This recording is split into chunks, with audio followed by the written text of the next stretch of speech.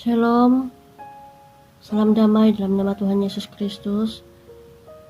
Saya mengucapkan selamat Hari Ibu kepada semua wanita yang ada di sidang ini.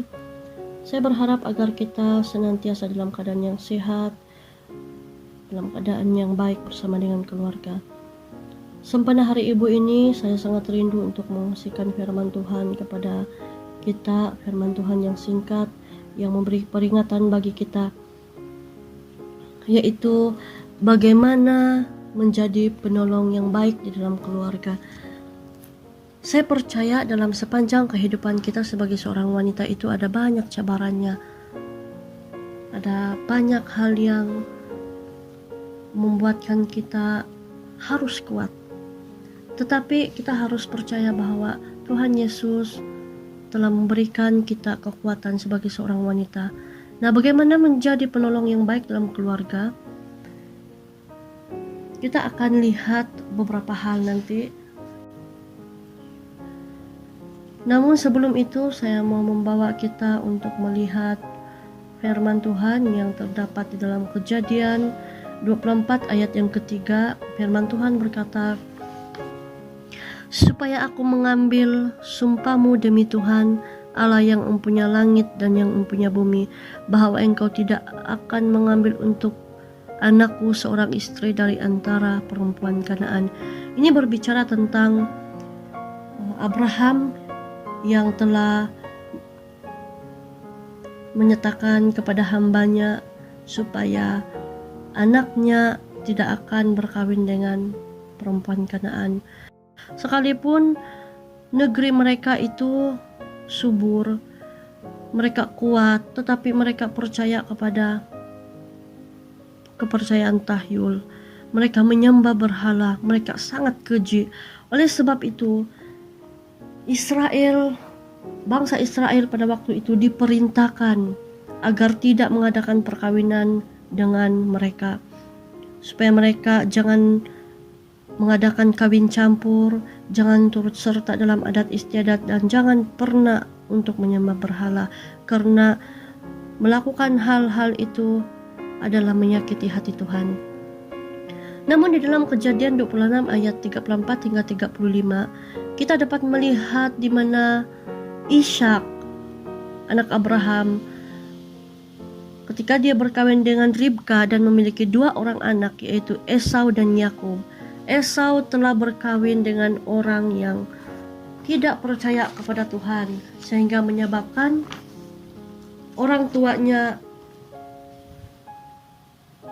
sangat sakit hati dan selalu menimbulkan kepedihan dalam hati mereka disebabkan oleh kedua perempuan yang dikawini oleh Esau itu. Nah, jelaslah bahwa mengambil istri yang tidak berkenan kepada Tuhan itu boleh mempengaruhi hubungan kita dengan Tuhan. Sebab itu Tuhan mengingatkan bangsa Israel pada waktu itu supaya tidak mengambil istri yang tidak beribadah kepadanya. Nah, pada hari ini saya mau membawa kita untuk mempelajari dan mengetahui bagaimana menjadi penolong yang baik dalam keluarga.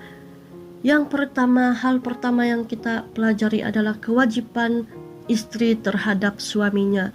Kewajiban kita yang pertama adalah kita harus mengasihi suami. Karena itulah yang diperintahkan oleh Tuhan kepada kita. Tanpa kasih di dalam keluarga, maka keluarga itu tidak akan menjadi bahagia. Kalau kita mau bahagia, kita harus mengasihi. Dan kasih itu adalah sabar. Kasih itu penuh dengan sukacita. Kasih itu tidak akan cemburu. Kasih itu murah hati. Itulah ciri-ciri kasih. Dan itulah yang harus kita bawa di dalam keluarga kita.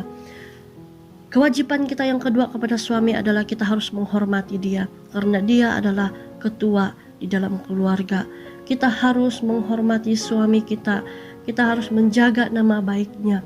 Kita juga melakukan cara hidup yang menyenangkan hati suami.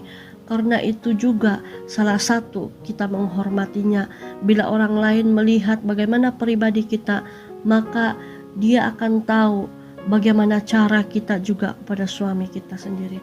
Yang ketiga, kewajiban kita yang ketiga adalah setia. Setia kepada suami. 1 Korintus pasal yang ke-7 ayat yang ke-3 hingga ayat yang ke-5.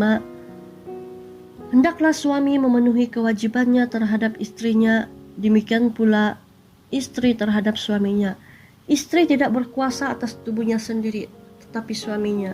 Demikian pula suami tidak berkuasa atas tubuhnya sendiri, tetapi istrinya. Hal yang keempat yang kita pelajari sebagai seorang istri, kita wajib tunduk kepada suami. Kita harus tunduk kepada suami. 1 Petrus 3 ayat yang pertama, demikian juga kamu, hai istri-istri, tunduklah kepada suamimu, supaya jika ada di antara mereka yang tidak taat kepada firman, mereka juga tanpa perkataan dimenangkan oleh kelakuan istrinya.